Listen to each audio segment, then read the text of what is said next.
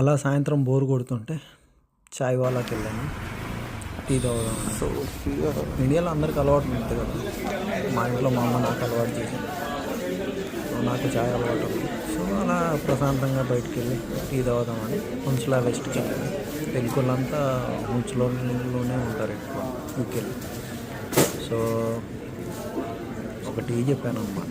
ఒక టీ ఎంత ఉందో ఒకసారి చూసేయండి. ఇది నేను one correct chai regular please.